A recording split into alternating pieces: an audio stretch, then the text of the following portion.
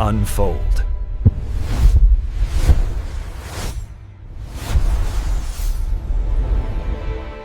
Welcome to the Deep Dive. Today, we're on a mission that's, well, it's less about learning new things and more about unlearning the reality you woke up in this morning. That's a great way to put it. Most people think of science as cumulative, adding bricks to a wall. Right. But the biggest revolutions, the really profound ones, are destructive. They don't add a brick. They tear down the whole building. Copernicus, for example. He didn't just tweak the map of the stars. He fundamentally destroyed our intuitive sense of being at the center of everything. And Darwin, he did the same for biology. He took away that special pedestal we'd built for ourselves. And through all of that upheaval, the spatial displacement, the biological one, there was always this one comfort we could fall back on. The philosophical bedrock. Exactly. The belief in an external, objective, physical world that just is. It exists whether we're looking or not, and it plays by local rules. That comfort, that last fortress of common sense, is what physicists call local realism. And the entire point of our deep dive today is that this isn't a philosophical debate anymore. No, it's a settled question. It's a settled question, thanks to decades of work that culminated in the 2022 Nobel Prize for Alain Aspect, John Clauser, and Anton Zeilinger. They provided definitive empirical proof. And the proof says what? That local realism is false. The universe is not locally real.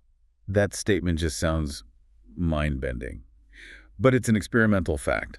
So our mission today is to trace that journey, the brilliant, often contentious path that proved it. And to really do that, we have to be crystal clear on the two pillars we're talking about, realism and locality, because at least one of them has to go. Okay, let's break them down. Pillar 1, realism.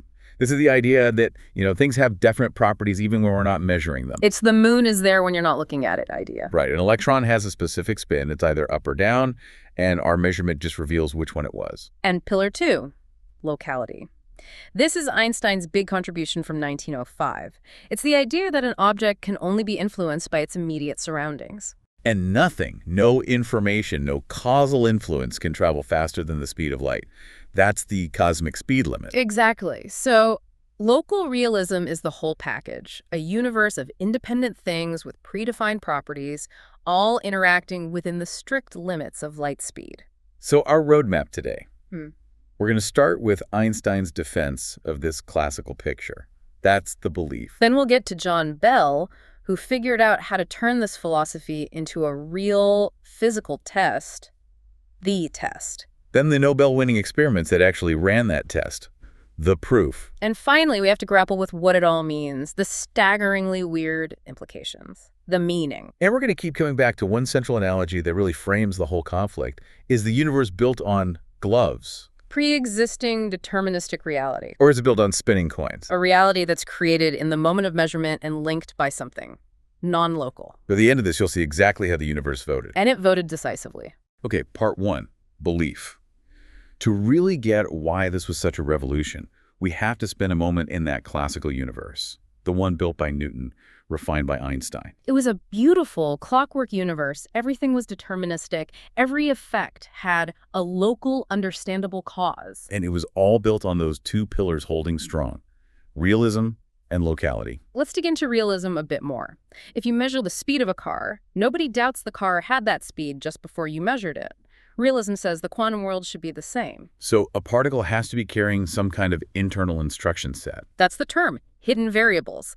Little hidden instructions that predetermine the outcome of any measurement you could possibly make. The measurement just reveals a truth that was already there.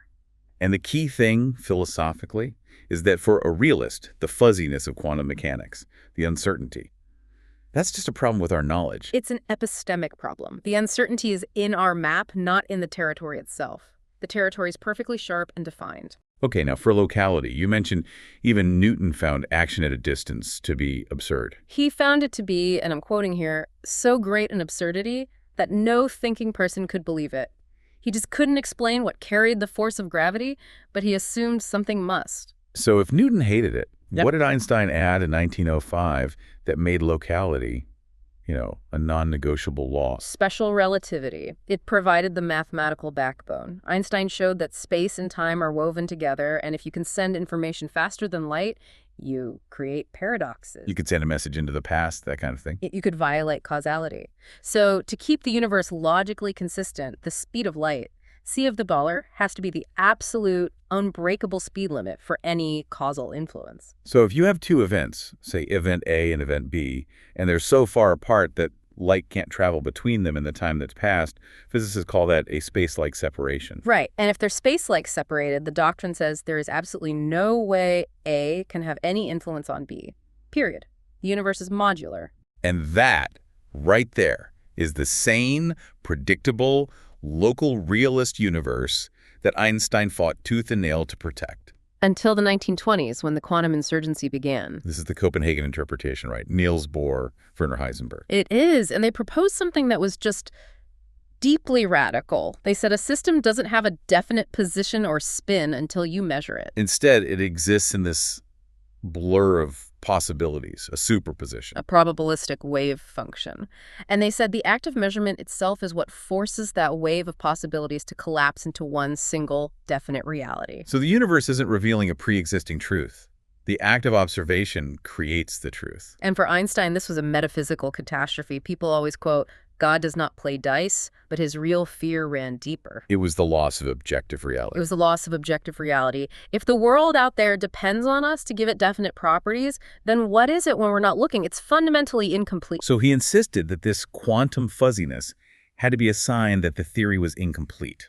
There just had to be these hidden variables underneath it all, restoring order. Restoring realism. And this whole philosophical standoff came to a head in 1935. The EPR paradox. The paper by Einstein, Podolsky, and Rosen. And this wasn't an experiment. It was a purely logical argument, a thought experiment designed to trap quantum mechanics in a contradiction. And the power of their argument came from how they defined reality. They set out a very specific criterion. A beautiful, simple criterion. It says, if, without in any way disturbing a system, we can predict with certainty the value of a physical quantity, then there exists an element of physical reality corresponding to this physical quantity. In other words, if I can know something about an object without touching it, that property must have been real all along. Exactly. And they applied this to a pair of correlated particles. Okay, let's walk through the trap. You have a source that shoots out two particles, A and B, in opposite directions. Their properties are perfectly correlated, let's say by conservation of spin. So if you measure particle A to be spin up, instantly, with 100% certainty, that particle B must be spin down. And they fly apart for a huge distance, miles, light years, it doesn't matter. They're space-like separated. Right. Now, an observer, let's call her Alice, measures the spin of particle A. She finds it spin up. Which means she now knows with absolute certainty what the spin of particle B is. It's spin down. And here's the punchline. Because B is so far away, Alice's measurement of A could not possibly have disturbed B. Locality forbids it. No signal can travel that fast. So she predicted B's spin with certainty, without disturbing B. Therefore, according to their own criterion of reality, particle B must have possessed that spin-down property all along as a pre-existing element of reality. But quantum mechanics, the Copenhagen view, says B was just an indeterminate blur until it was measured. Exactly. So EPR says, we've just proven an element of reality must exist that your theory doesn't account for. Therefore, your theory is incomplete. Checkmate. And this is where our analogies come in. This is the core conflict. The deterministic gloves versus the indeterministic spinning coins. Let's do the gloves first. This is the local realist universe Einstein wanted. You have a machine that sends out pairs of gloves in boxes, one left and one right, to Tokyo and New York. The state of the glove in Tokyo, say, it's the right one, was fixed from the very beginning. When the person in New York opens their box and finds a left glove, they learn something about the Tokyo box instantly. But they didn't change the glove in Tokyo. They just updated their own knowledge. Precisely. The hidden variable is the tag on the glove that said right or left from the start. No spooky action needed. It's just revealing a pre-existing fact. Now contrast that with the spinning coins, the quantum view. Two entangled coins are sent out. While they're in flight, QM says they aren't heads or tails. They're a superposition of both. They're a literal blur of potential. The only thing that's definite is their relationship. If one is heads, the other must be tails. So when the observer in New York catches their coin, the measurement forces it to become, say, heads. Quantum theory says that act in New York instantly forces the distant coin in Tokyo, which was still a blur, to collapse into the state tails. That instantaneous, faster-than-light influence. That's Einstein's spooky action at a distance. His spukhafte Wirkung. And for decades, the fate of reality hinged on which of these analogies was correct. Deterministic gloves or spooky spinning coins. Part 2. Doubt and test. It's wild to me that this is just a philosophical debate for nearly 30 years after EPR. Well, the problem was that for the simplest case measuring both particles along the same axis, both models gave the exact same prediction. Perfect anti-correlation. Perfect anti-correlation. So experimentally, you couldn't tell them apart. It looked like metaphysics, not physics. So someone had to figure out a test where the predictions would actually be different. Right, where the statistics of the glove model would finally diverge from the statistics of the coin model. And a key step here was David Bohm's work in 1951. He simplified the problem. Instead of position and momentum, which are continuous, he focused on electron spin. A discrete property, up or down, or for photons, polarization, horizontal or vertical. And this opened up the possibility of measuring along different axes. And that's the key, because the moment Alice and Bob start measuring at different angles, the two models start to disagree. They have to. Think about the challenge for the glove model, the local realist particle. It has to carry a fixed instruction set, a cheat sheet. So it leaves the source already knowing what the result will be if it's measured vertically, horizontally, diagonally. Yeah. Every possible angle. Yes, and that instruction set is locked in. Because of locality, it can't get a phone call from the other particle or the detector saying, hey, they're going to measure at 45 degrees, change your answer. It's working off a pre-written script. Yeah. Whereas the quantum particle, the spinning coin, it has no script. Quantum mechanics predicts that the correlation between Alice's and Bob's results is just a smooth mathematical function of the angle between their detectors. It's proportional to the cosine of that angle. So QM predicts a kind of fluid relationship based on the measurement itself. Local realism predicts a rigid one based on that hidden script. That's the subtle difference that everyone missed, or rather that most people chose to ignore. The mantra of the time was, shut up and calculate. The theory worked. It made predictions. It gave us technology. Who cares about the weird philosophy underneath? Until John Stuart Bell, a physicist at CERN, decided he cared. And he proved mathematically that this was not philosophy. It was a testable empirical question. And this is Bell's theorem from 1964, the breakthrough. The absolute breakthrough. He proved that the statistical predictions of any local realist theory were fundamentally different from the predictions of quantum mechanics. He came up with Bell's inequality, a mathematical boundary. A hard limit. He proved that any system that works like the gloves, any system based on local pre-existing properties, has a strict upper limit on how correlated its results can be when measured at different angles. Let's use the three questions analogy to make this logic clear because it's really clever. Okay. Imagine Alice and Bob are separated. They each get an identical pre-written script. Let's say it has answers to 3 possible yes-no questions, A, B, and C. A possible script could be yes, yes, no, or Y, Y, N. There are 8 possible scripts they could have, right? Y, Y, Y, Y, N, Y, N, Y, and so on. Exactly. Now, on any given run, they are each asked one of the 3 questions at random. Here's Bell's core insight. If you look at the cases where they are asked different questions. Like Alice gets question A and Bob gets question C. There's a limit to how often their pre-written answers can disagree. If you run through the math for all 8 possible scripts, you find that, on average, their answers must match at least 1/3 of the time. 33%. This is just a rule of classical probability. For any system that relies on a local pre-written script, the match rate for these mixed questions cannot go below 33%. That is Bell's limit. Now for the quantum punchline. Quantum mechanics predicts that for entangled particles measured at certain angles, say 0, 120, and 240 degrees, the statistical match rate will be only 25%. It violates the limit. It shatters the limit. This means that if the quantum prediction is right, the universe is doing something that is mathematically impossible for any system based on local hidden instruction sets. The gloves are mathematically incapable of producing the same results as the spinning coins. Bell had moved the debate from philosophy to the laboratory. But his original inequality was for a perfect world.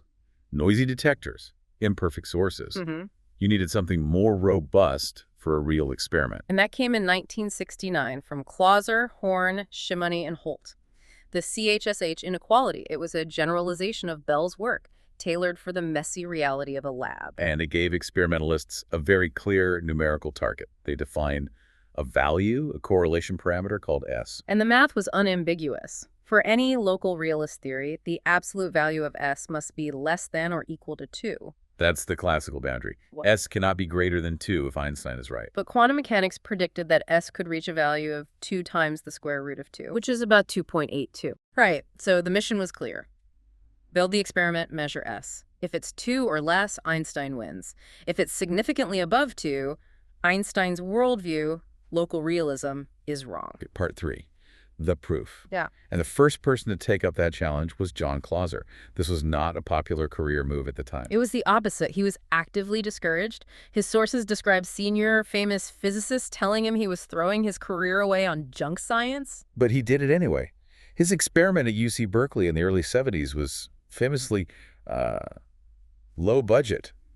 The duct tape experiment. It was scranged equipment, an old magnet, a calcium oven that had to be heated to over 800 degrees Celsius. And he used this calcium cascade to generate his entangled particles, right? Yes, by exciting calcium atoms, he could get them to emit a pair of entangled photons, one green and one violet. And the biggest challenge was the polarizers, the things that actually do the measuring. Commercial ones were way too inefficient, so he and a student had to build their own in a sub-basement. They were basically stacks of angled glass plates. Did a result. In 1972, what did they find? They measured S to be about 2.4. So clearly above the classical limit of 2. A clear violation. It was the first solid experimental proof that the universe couldn't be explained by local hidden variables. The 𝐏𝐿𝐴 model was statistically dead. But the holdouts, the skeptics, they found a loophole. They did. It was called the locality loophole. In 𝐏𝐿A's experiment, the detectors were set to their angles and then left there. They were fixed. So the argument was that maybe, just maybe, there was some slow sub-light speed signal that passed between the detectors or from the source, telling them how to coordinate their results to fake the quantum correlation. It was a long shot, but to really kill locality, you had to close that gap. You had to change the measurement settings so fast that no signal could possibly connect them. The decision about the measurement angle had to be made while the photons were already in flight. And that took another 10 years and a brilliant French physicist named Alain Aspect. So Aspect's goal in 1982 was to close this locality loophole. He had to change the measurement settings faster than light could travel between his detectors. His detectors were 12 meters apart. Light takes about 40 nanoseconds to travel 12 meters. So he needed a switch that worked in, what, less than 40 nanoseconds? That sounds incredibly difficult for a physical device. It is. You can't do it mechanically. His genius was the acousto-optical switch. He used ultrasonic sound waves vibrating in water to create a sort of grating. A grating made of sound. Exactly. And by turning the sound wave on or off really, really fast, he could deflect an incoming photon down one of two paths, each leading to a polarizer set at a different angle. So the random choice of measurement was made by toggling sound waves. How fast could he do it? He got the switching time down to just 10 nanoseconds. 10 nanoseconds. That's 4 times faster than the 40 nanoseconds it would take for a light speed signal to get from one detector to the other. Which means the events were truly space-like separated. The choice of how to measure particle A was made long after any possible coordinating signal from particle B could have left. This proves the non-local connection, and his result for S. About 2.7, a massive violation, 5 standard deviations above the classical limit. This experiment definitively closed the locality loophole. Spooky action was real. Local realism was dead. You would think that would be the end of it. But there was one last, very strange loophole left. The freedom of choice loophole, or measurement independence.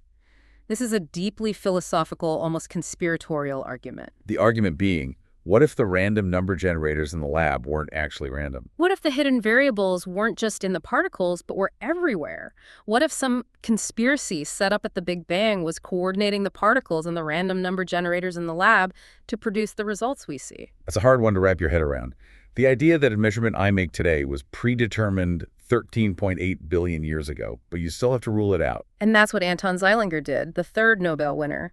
He designed the cosmic bell test to close this final loophole. How do you get a random number generator that can't possibly be part of some local Earth-based conspiracy? You look to the sky.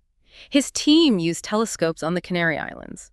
The random choice for their detector settings was determined by the color of light red or blue arriving from incredibly distant quasars. Active galactic nuclei. Billions of light years away. Hmm. One quasar they used was 7.8 billion light years away. The other was 12.2 billion light years away. So the event that decided the measurement setting here on Earth happened 12 billion years ago, before our planet even existed. Right. So for the hidden variable conspiracy to work, it would have had to be baked into the initial conditions of the universe, coordinating the light from two separate quasars across billions of years just to trick this one experiment in 2018. At that point, the theory just becomes absurd. What was the result? An absolutely crushing violation of Bell's inequality by 9.3 standard deviations. It was the final cosmic nail in the coffin of local realism. Okay, part 4. The meaning. The experiments are done. The Nobel has been awarded. The verdict is in. The universe is not locally real. We live in a world of spooky spinning coins, not deterministic gloves. So now we have to face the consequence. Local realism is false. That means either locality is false or realism is false. We have to throw one of them out. We can't keep both. So, option 1. We throw out locality. We say that influences do travel faster than light. But that would seem to violate Einstein's special relativity. It would break causality. It would mean the laws of physics are not the same for everyone. It would be a catastrophe for modern physics. It would undo a century of established science. So that's a really unattractive option. So what's option 2? Option 2. We keep locality. We keep the cosmic speed limit and special relativity. But we have to throw out realism. We have to accept that objects do not have definite properties before they are measured. The moon really isn't there in a definite state when no one is looking. And that is the choice the overwhelming majority of the physics community has made. They abandoned realism to save locality. They decided that the solidity of the speed of light is more fundamental than the solidity of a baseball. And this is where the implications get really wild, and we start needing computational metaphors to even talk about it. If reality isn't definite until it's observed, the universe starts to look like a giant video game renderer. Exactly. Using a technique that programmers call lazy evaluation or frustum culling. You would never program a game to render the entire world, every single detail all at once. The computer couldn't handle it. It's massively inefficient. So you only render what's in the player's field of view, the part of the world they can actually see. The rest of it exists only as potential data. And the Nobel results seem to prove that our universe works the same way. It's incredibly efficient. Superposition is the unrendered state. It's just a cloud of probabilities. And a measurement. That's the render call. It's an interaction that forces the universe's engine to actually calculate a definite value for that one specific point in space and time. A local realist universe, the Glove's model, would be the inefficient one. It would be calculating everything, everywhere, all the time. The fact that we see these spooky quantum correlations is evidence that the universe is taking the lazy, efficient route. It only calculates reality on a need-to-know basis. This leads straight into this idea of information realism. The idea that the most fundamental thing in the universe isn't matter or energy, it's information. The physicist John Wheeler had a famous phrase for this, it from bit. It from bit. The idea that every physical thing, a particle, a field, derives its very existence from bits, from the yes-no answers to questions posed by measurements. So if you take that view, what does entanglement become? It's not a spooky physical link anymore. It becomes something much more mundane from a computational perspective. It's a shared memory address. A shared memory address. Think about it. The simulation isn't storing two separate data points for particle A and particle B. It's storing one single relational rule, something like spin A plus spin B is 0, 0. So when Alice measures particle A and forces the system to assign it a value, say +1, the system instantly looks up the rule and assigns -1 to particle B to maintain the relationship. The distance in the simulated space is completely irrelevant. The connection is in the underlying code, not the rendered world. It's instantaneous because it's not a signal traveling through space, it's just a database lookup. That's the metaphor. It reframes the spookiness into computational efficiency. Now, we have to be careful about the role of the observer here.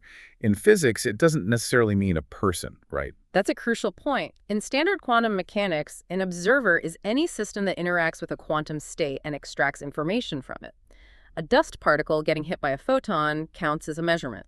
It causes decoherence. No consciousness required. No consciousness required for the standard model. However, the fact that reality is now proven to be indeterminate until something measures it, well, that has given a lot of fuel to more speculative theories. Like the simulation hypothesis or digital physics. Exactly.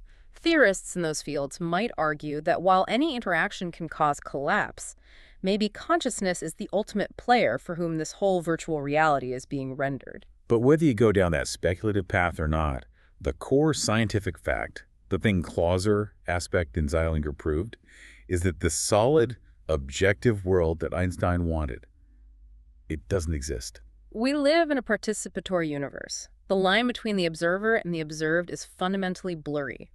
The act of asking the question is what defines the answer. So to sum this all up, we started with Einstein's belief in a clockwork universe. We moved to Bell's mathematical test, which drew a clear line in the sand between that classical world and the quantum one. And we ended with the proof, the Nobel-winning experiments. 𝐏𝐿aser showed the correlations were too strong for local realism. Aspect closed the locality loophole. And Zeilinger's used light from ancient quasars to close the final cosmic loophole. The verdict is in. The universe is not locally real. It's a dynamic informational system that seems to wait for an interaction before it decides what to be. And this isn't just philosophy. The entire field of quantum computing is being built on these spooky principles. We are literally learning how to manipulate the relational code that underpins our reality. We're learning to hack the system. So we'll leave you with a final thought to mull over. The Nobel Prize confirmed that reality is non-local, which supports this view of the universe as a kind of data stream rendered for observers. If that's the case, and if entanglement shows that physical separation can be meaningless, what does that imply about the boundaries of your own consciousness? If the distance between two particles doesn't really separate them, is your individual reality as isolated from everything else as you think it is?